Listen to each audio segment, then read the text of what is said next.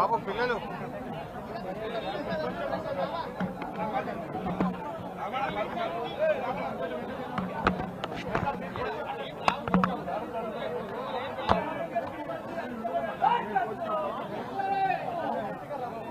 Photo बाद में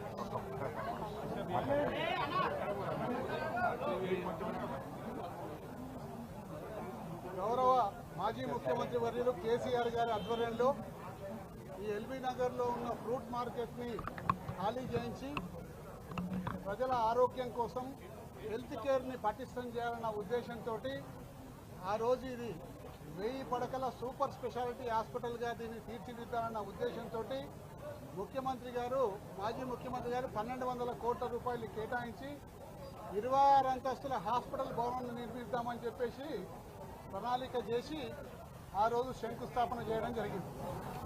భారతదేశంలో అతి ఎత్తైన హాస్పిటల్ 26 అంతస్తుల హాస్పిటల్ భవనం ప్రభుత్వ ఆధీనంలో ఎక్కడ కూడా లేదు.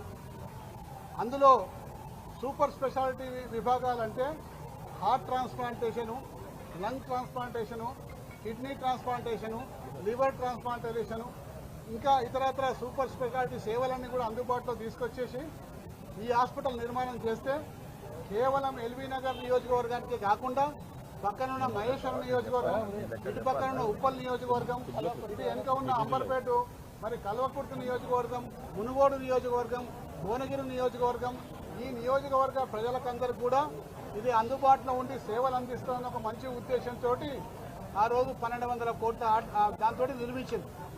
ఈ నిర్మించే ప్రక్రియలో భాగంగా ఇక్కడ ఉన్న 22 ఎకరాల మార్కెట్ని దాదాపు కోయడాకు తరలించడం జరిగింది.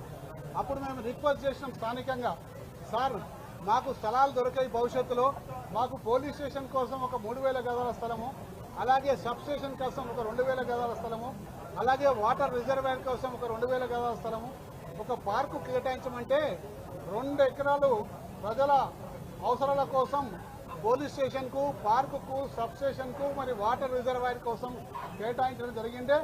ఆ ముందర ఉన్న లెఫ్ట్ సైడ్ పోలీస్ స్టేషన్, దాని బ్యాక్ సైడ్ సబ్ స్టేషను, దాని బ్యాక్ సైడ్ మరి వాటర్ రిజర్వాయర్ కోసం అక్కడ ఒక పార్క్ కూడా దాన్ని కూడా కేటాయించడం జరిగింది. మేమున్నప్పుడే మా ప్రభుత్వం హయాంలో ముఖ్యమంత్రి గారు వచ్చి శంకుస్థాపన, మరి ఆ రోజు హెల్త్ మినిస్టర్గా హరీష్ రావు గారు ఉండే, వారి ఆధ్వర్యంలో శంకుస్థాపన అయినాక మేము మా ప్రభుత్వ హయాంలో 6 అంతస్తులు ఆ రోజు నిర్మాణం చేపట్టించింది. కానీ 20 నెలల కాలంలో, 22 నెలల కాలంలో ఇప్పటి వరకు కేవలం ఇంకా 4 అంతస్తులు వేసిండ్రు, ఇంకొక అంతస్తు వేయాలి. ఇప్పుడు క్యాన్సిల్ చేసి ఈ 26 అంతస్తుల భవనాన్ని కేవలం 11 అంతస్తులకే పరిమితం చేసిండ్రు. 1000 పడకల ఆసుపత్రిని 500 పడకల ఆసుపత్రి చేస్తుంది. కాబట్టి ఈ ప్రాంత ప్రజలకు తీవ్ర అన్యాయం జరుగుతుంది. మరి అలాగే చుట్టుపక్కల ఉన్న నియోజకవర్గాలకు కూడా ఇబ్బంది జరుగుతుంది. కాబట్టి దీన్ని వెంటనే 1000 పడకల ఆసుపత్రిగా యథాస్థితిగా కొనసాగించాలని చెప్పేసి ప్రభుత్వాన్ని డిమాండ్ చేస్తూ, మీరు ఒకవేళ 1000 పడకల ఆసుపత్రిని కొనసాగించకుండా మేము తీవ్రమైన ఆందోళన మా పార్టీ తరఫుకెళ్ళి చేస్తామని కూడా ఈ సందర్భంగా హెచ్చరించుకుంటూ ప్రభుత్వానికి విజ్ఞప్తి చేస్తా ఉన్నాం. ధన్యవాదాలు. అందరికీ నమస్కారం. తెలంగాణ తొలి ముఖ్యమంత్రి కేసీఆర్ గారి నాయకత్వంలో కరోనా తర్వాత 100 ఏళ్ల ముందు చూపుతో హైదరాబాద్ నలుదిక్కుల 4 సూపర్ స్పెషాలిటీ ఆసుపత్రులు నిర్మించాలని ఆనాడు కేసీఆర్ గారి ప్రభుత్వం నిర్ణయించింది. దాంట్లో భాగంగా ఎల్బీ నగర్లో 1000 పడకల ఆసుపత్రి, మల్కాజ్గిరిలో 1000 పడకల ఆసుపత్రి, ఎర్రగడ్డలో 1000 పడకల ఆసుపత్రి, నిమ్స్ 2000 పడకల ఆసుపత్రి కొత్తగా నిర్మించాలని, తద్వారా హైదరాబాద్ నగరంలో 5000 పడకల సూపర్ స్పెషాలిటీ ఆసుపత్రులు నిర్మించాలని మరో 100 ఏళ్ల ముందు చూపుతో ఆనాడు కేసీఆర్ గారు నిర్ణయం తీసుకున్నారు. గతంలో అనేక రాష్ట్ర ప్రభుత్వాలు పనిచేసినప్పటికీ ఎప్పుడో నిజాం కాలంలో కట్టిన గదే ఉస్మానియా, గదే గాంధీ, గదే కింగ్ కోటి హాస్పిటల్, నీలోఫర్ హాస్పిటల్ తప్ప కొత్త ఆసుపత్రులు గత ప్రభుత్వాలు ఎవరు కూడా పెరుగుతున్న జనాభాకు తగ్గట్టుగా ఆసుపత్రుల నిర్మాణం జరగలేదు. కానీ కరోనా వచ్చిన తర్వాత కేసీఆర్ గారు రాష్ట్ర ప్రజల ఆరోగ్యం, పేదల ఆరోగ్యాన్ని దృష్టిలో పెట్టుకొని ఇలా పేదలు కార్పొరేట్ ప్రైవేట్ ఆసుపత్రులకు వెళ్లి అప్పుల పాలవుతున్నారు, వారికి సరి అయిన వైద్యం అందడం లేదని, ఈ కొత్తగా వస్తున్న రోగాలను పేదల ఆరోగ్యాన్ని దృష్టిలో పెట్టుకొని పేదలకు ప్రభుత్వ రంగంలో కార్పొరేట్ సేవలు అందించాలి, సూపర్ స్పెషాలిటీ వైద్య సేవలు అందించాలని ఈ 4 టిమ్స్ ఆసుపత్రిని వరంగల్లో 2000 పడకల హెల్త్ సిటీని కేసీఆర్ గారు ప్రభుత్వం ప్రారంభించారు. దీనికి అవసరమైన అన్ని నిధులు కూడా కేటాయించారు. దానికి డబ్బులకు కూడా ఇబ్బంది లేకుండా నిధుల సమీకరణ కూడా కేసీఆర్ ప్రభుత్వమే చేసింది. ఆనాడు కేసీఆర్ ప్రభుత్వ హయాంలో పనులు ప్రారంభమైనాయి. ఇవాళ కాంగ్రెస్ గవర్నమెంట్ వచ్చి దాదాపు 2 సంవత్సరాలు పూర్తవుతున్నా ఈ ఆసుపత్రులను పట్టించుకోవడం లేదు. ఇప్పుడు మనం ఎల్బీ నగర్ టిమ్స్ ఆసుపత్రి దగ్గర ఉన్నాం. ఇవాళ గౌరవనీయులు సుధీర్ రెడ్డి ఎమ్మెల్యే గారి నాయకత్వంలో వారి నియోజకవర్గంలో ఉన్న టిమ్స్ ఆసుపత్రిని విజిట్ చేయడానికి వచ్చాం. ఇక్కడ ఏమైంది? ఆనాడు భూసేకరణ చేసింది కేసీఆర్ ప్రభుత్వం, టెండర్లు పిలిచింది కేసీఆర్ ప్రభుత్వం, డిజైన్లు పూర్తి చేసింది కేసీఆర్ ప్రభుత్వం, నిధులు సమీకరించింది కేసీఆర్ ప్రభుత్వం. ఆ రోజు సెల్లార్తోని మొదలుకొని 6 అంతస్తుల వరకు భవన నిర్మాణాన్ని పూర్తి చేసింది కేసీఆర్ ప్రభుత్వం. మరి 2 ఏళ్ల కాంగ్రెస్ ప్రభుత్వం ఏం చేసిందయ్యా అంటే ఒక 5 ఫ్లోర్లు మాత్రమే వేశారు, ఇంకా పూర్తే కాలే. ఫ్లోర్లు వేయడం, స్లాబులు వేయడం కూడా పూర్తి కాలేదు. నిజంగా బీఆర్ఎస్ ప్రభుత్వమే ఉండుంటే ఇప్పటికే ఏడాది కిందనే ఈ ఆసుపత్రి ప్రారంభమై ప్రజలకు సేవలు అందించేది. అంటే రేవంత్ రెడ్డికి ఎక్కడ కేసీఆర్ కు పేరు వస్తుందో, ఎక్కడ బీఆర్ఎస్ ప్రభుత్వాన్ని ప్రజలు గుర్తు చేసుకుంటారో అని కావాలనే ఈ ఆసుపత్రి యొక్క నిర్మాణాన్ని స్లో చేస్తా ఉన్నారు.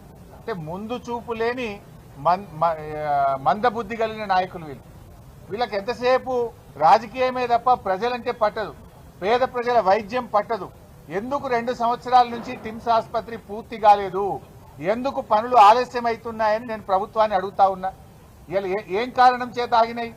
మీకు డబ్బులకు ఇబ్బంది లేదు, ఏజెన్సీ ఫైనల్ అయిపోయింది, అన్ని రకాలుగా డిజైన్స్ తో సహా రెడీ చేస్తే ఎందుకు కావాలని పనులు ఆలస్యం చేస్తున్నారు? 2 ఏళ్లైంది మీ గవర్నమెంట్ వచ్చి, కొత్తది మీరు చేసిందేమి లేదు. ఉన్న పనులు ఎందుకు ఆపుతా ఉన్నారు? ఇలా వైద్యం మొత్తం కూడా పేదలకు అందని పరిస్థితి ఏర్పడ్డది. ఇలా ఈ టిమ్స్ ఆసుపత్రులను ఆనాడు అసెంబ్లీలో ప్రత్యేకంగా ఒక చట్టాన్ని కూడా తెచ్చాం. మా ఉద్దేశం ఏంటంటే ఇవాళ ఇక్కడ సూపర్ స్పెషాలిటీ వైద్య సేవలు అందాలి అన్నది కేసీఆర్ గారి లక్ష్యం. కరోనా కాదు, కరోనా తాత లాంటి కరోనాలు వచ్చినా, ఎలాంటి రోగాలు వచ్చినా, ఎలాంటి విపత్తులు వచ్చినా తట్టుకునే శక్తి తెలంగాణ రాష్ట్రానికి ఉండాలి, నా ప్రజలకు మంచి వైద్యం అందాలి అన్నది కేసీఆర్ గారి లక్ష్యం. ఈ రాష్ట్రంలో 10,000 పడకల సూపర్ స్పెషాలిటీ బెడ్స్ ఉండాలని ఒక దూరదృష్టితో 100 ఏళ్ల ముందు చూపుతో కేసీఆర్ గారు ప్రణాళికలు రచించారు, ఆచరణ ప్రారంభించారు. కానీ నేటి కాంగ్రెస్ ప్రభుత్వం కొత్తగా చేసిందేమి లేదు, ఉన్న పనులను కూడా ఈరోజు ఆపే ప్రయత్నం చేస్తా ఉన్నారు. ఆనాడు కేసీఆర్ గారు 33 జిల్లాలకు 33 ప్రభుత్వ మెడికల్ కాలేజీలు పెట్టారు. 33 ప్రభుత్వ మెడికల్ కాలేజీలు పెట్టి ప్రజలకు ఆ జిల్లాలోనే వైద్యం అందాలి, విద్య రావాలి, డాక్టర్ల సంఖ్య పెరగాలి, పేదలకు వైద్యం అందుబాటులోకి రావాలన్నది కేసీఆర్ గారి కల.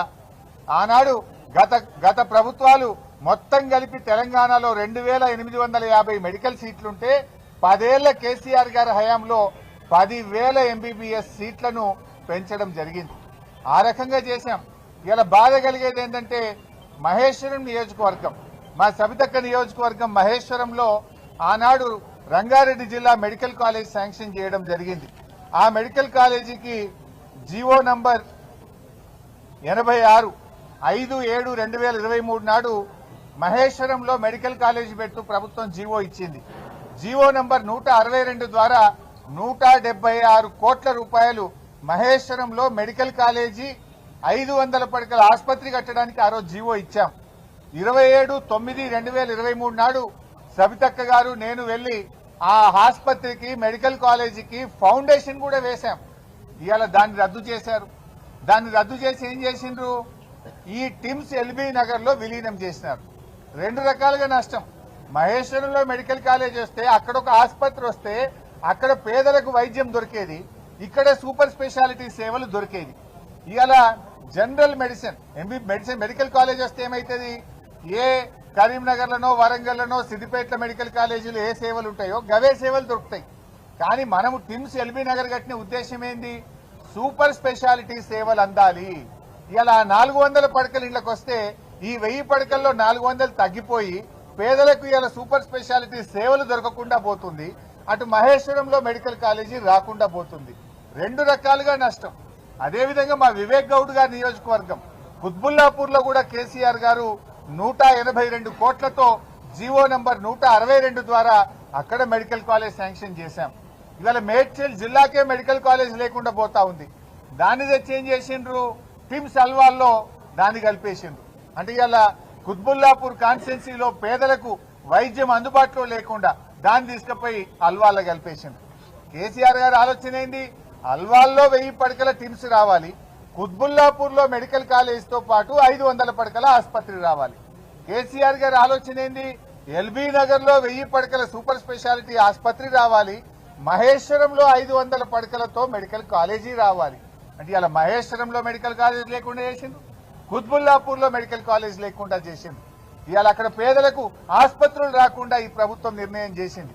అంటే ప్రభుత్వం కోతలెట్లా పెట్టాలని ఆలోచిస్తున్నారు తప్ప పేదలకు సేవెట్లా చేయాలనే సోయి ఈ రేవంత్ రెడ్డి ప్రభుత్వానికి లేకుండా పోయింది. ఇవాళ మీ తప్పుడు చర్యల వల్ల మహేశ్వరం ప్రజలకు, కుత్బుల్లాపూర్ ప్రజలకు ఇవాళ తీవ్రమైన నష్టం జరుగుతా ఉంది. అంతేకాదు రాష్ట్ర ప్రజలకు అటు అల్వాల్లో ఇటు ఎల్బీ నగర్ టిమ్స్ లో కూడా 400-500 పడకలు తగ్గిపోయి సూపర్ స్పెషాలిటీ సేవలు ఇవాళ ప్రజలకు అందకుండా పోయే పరిస్థితి ఏర్పడ్డది. వీటి పనులను చేయరు. 2 ఏళ్లైనా ఈ ఆసుపత్రులు ఇంకా పేదలకు సేవలు అందించడం లేదు. ఎందుకు ఈ నిర్లక్ష్యం అని మేము అడుగుతా ఉన్నాం. ఎందుకు, ఏ కారణం చేత నిర్లక్ష్యం చేస్తా ఉన్నారు? ఇలా అన్ని ఫైనల్ ఉన్నాయి కదా, కట్నీళ్లు పెట్టిన పొయ్యోలు ఉన్నది. గట్టిగా చేస్తే 6 నెలల్లో పేదలకు వైద్యం అందించవచ్చు. ఇప్పటికైనా రేవంత్ రెడ్డి ప్రభుత్వాన్ని హెచ్చరిస్తా ఉన్నాం. తక్షణమే వరంగల్లో 2000 పడకల హెల్త్ సిటీని, హైదరాబాద్ లో నిర్మిస్తున్న 4 టిమ్స్ ఆసుపత్రుల పనులను యుద్ధ ప్రాతిపదికన పూర్తి చేయాలి. ఈ 10,000 పడకల సూపర్ స్పెషాలిటీ బెడ్స్ ను ప్రజలకు అందుబాటులో తేవాలి అని ఈ ప్రభుత్వాన్ని మేము కోరుతా ఉన్నాం. ఇవాళ ఈ ప్రభుత్వం, మీరు రాజకీయం ఉంటే చేసుకుందాం, మా మీద కేసులు పెట్టే పెట్టుకో, మమ్మల్ని జైలు వేస్తే వేసుకో, కానీ వైద్యం పేదలకు ఆపే హక్కు నీకు లేదు. ఈ టిమ్స్ ఆసుపత్రుల నిర్మాణాన్ని స్లో చేస్తే ప్రజలతో తిరుగుబాటు వస్తుంది, జాగ్రత్త అని చెప్పి కూడా హెచ్చరిస్తా ఉన్నాం. రాజకీయాల కోసం పేదల వైద్యాన్ని ముడిపెట్టద్దు. రాజకీయాల కోసం కేసీఆర్ గారు ప్రారంభించిందని ఈ టిమ్స్ ఆసుపత్రుల నిర్మాణాన్ని ఆపొద్దు అని మేము ఈ ప్రభుత్వాన్ని కోరుతా ఉన్నాం. 2 ఏళ్ల నుంచి ఆపడం. ఏం చేసినవే నువ్వు 2 ఏళ్లలో? మీ జాగా బిల్డింగ్ అంతా కేసీఆర్ శాంక్షన్ తో సహా డిజైన్ చేసి 6 అంతస్తులు నేనే కట్టిమి. 2 ఏళ్లలో 5 అంతస్తులు కడతావు, 2 ఏళ్లలో 5 స్లాబ్లు వేస్తావు. గంతేనా నువ్వు చేసింది? ఆసుపత్రి అందుబాటులో తేరాదా? డెడ్ లైన్లు మారుతున్నాయి, డేట్లు మారుతున్నాయి తప్ప ఆసుపత్రి నిర్మాణం పూర్తయితలేదు. ఎప్పుడు మంత్రులు, ముఖ్యమంత్రి రివ్యూ చేసినా డెడ్ లైన్లు పెడుతుండ్రు, డేట్లు పెడుతుండ్రు, డేట్లు మారుతున్నాయి, కానీ ఆసుపత్రి నిర్మాణం జరుగుతలేదు. ఇవాళ అన్ని బందే. కేసీఆర్ కిట్ బంద్ చేసినావు, న్యూట్రిషన్ కిట్లు బంద్ చేసినావు, అన్ని ఒకటొక్కటిగా బంద్ పెడుతున్నావు. రేవంత్ రెడ్డికి తిట్ల మీద ప్రేమ ఉంది తప్ప కిట్ల మీద ధ్యాస లేదు. కిట్లంటే పట్టవు. ఆనాడు కేసీఆర్ గారి ప్రభుత్వ ఆసుపత్రుల్లో డెలివరీలు 30% ఉంటే 9.5 ఏళ్లలో కేసీఆర్ గారి ప్రభుత్వం చేసిన కృషి వల్ల, కేసీఆర్ కిట్ వల్ల, ఎంసీహెచ్ ఆసుపత్రులు ఏర్పడడం వల్ల, అమ్మఒడి వాహనాలు పెట్టడం వల్ల 72% పెరిగినాయి. 30% గవర్నమెంట్ ఇన్స్టిట్యూషనల్ డెలివరీస్ 9 ఏళ్లలో 72% పెంచిన ఘనత కేసీఆర్ ప్రభుత్వంది. మరి రేవంత్ రెడ్డి ప్రభుత్వం ఏం చేసిండు? 2 ఏళ్లలో 72 నుంచి మళ్ళీ 55కి వచ్చింది. అంటే 17% తగ్గింది. నీ పాలన ఎట్లుంది అంటే తిరోగమనం. ప్రభుత్వ ఆసుపత్రుల్లో ఆనాడు 72% డెలివరీలు అయితే ఇవాళ 55%కు తగ్గింది. పేదలకు వైద్యంలో తిరోగమనం, ప్రభుత్వ విద్యలో తిరోగమనం, ఇవాళ జీఎస్టీ వృద్ధిలో తిరోగమనం, ఇవాళ రియల్ ఎస్టేట్ వ్యాపారంలో తిరోగమనం. ఏంది? రాష్ట్రమే వెనుక్కుపోతుంది నీ పాలనలో. ఇవాళ ప్రభుత్వ విద్య రేవంత్ రెడ్డి హయాంలో పోయిన సంవత్సరం నుంచి ఈ సంవత్సరానికి 47,000 మంది పిల్లలు ప్రభుత్వ పాఠశాలల్లో తగ్గారు. డెలివరీలేమో 72 నుంచి 55కు తగ్గింది. ప్రభుత్వ పాఠశాలల్లో పిల్లలు 47,000 మంది గత సంవత్సరం నుంచి ఈ సంవత్సరానికి చూస్తే తగ్గారు. జిఎస్టీ చూస్తే పోయిన సెప్టెంబర్ కు ఈ సంవత్సరం సెప్టెంబర్ కు చూస్తే 5% మైనస్లకు పోయింది జిఎస్టీ. కేసీఆర్ గారి హయాంలో ఎప్పుడు 16% పెరిగితే రేవంత్ గారి హయాంలో 5% జిఎస్టీ తగ్గింది. రియల్ ఎస్టేట్ అయితే కుప్పగూలింది, రాష్ట్ర ప్రభుత్వ ఆదాయం తగ్గింది. ఇవాళ నువ్వు సిగ్గుపడాలి, ఆత్మ విమర్శ చేసుకోవాలి. ఈ రాష్ట్రం అద్భుతంగా 10 ఏళ్లలో దేశానికి దిక్సూచిగా కేసీఆర్ నిలబెడితే నీ పాలనలో రాష్ట్రం తిరోగమనం పట్టింది. ఇవాళ అదే విధంగా బస్తీ దవాఖాన్లు కేసీఆర్ గారి హయాంలో 450 బస్తీ దవాఖాన్లు పెట్టాం. కేంద్ర ప్రభుత్వం 15వ ఆర్థిక సంఘం బస్తీ దవాఖాన్లను చూసి మెచ్చుకున్నది, తెలంగాణను చూసి దేశాన్ని నేర్చుకోమన్నది. దేశం మొత్తం బస్తీ దవాఖాన్లు పెట్టమని చెప్పింది 15వ ఆర్థిక సంఘం. రేవంత్ రెడ్డి పుణ్యమాని ఇలా బస్తీ దవాఖాన్లో పనిచేసే డాక్టర్లకు, స్టాఫ్ నర్సులకు, అక్కడ ఉండే 4th క్లాస్ ఎంప్లాయీస్ కు 6 నెలల నుంచి జీతాలే లేవు. 6 నెలలు జీతాలు ఇవ్వవా? 1వ తారీఖు ఇస్తా, 1వ తారీఖు ఇస్తా అంటావు. ఎందుకు ఇస్తలేవు అంటే బస్తీ దవాఖాన్లో పనిచేసే డాక్టర్లందరూ కూడా ఉద్యోగాలు ఇచ్చిపెట్టి పోవాలి, బస్తీ దవాఖాన్లు మూతపడాలి. కేసీఆర్ గారు బస్తీ దవాఖాన్లు పెట్టింది కనుక ఈ బస్తీ దవాఖాన్లు నడవద్దు, పేదలకు వైద్యం దొరకొద్దు అనుకుంటున్నావా?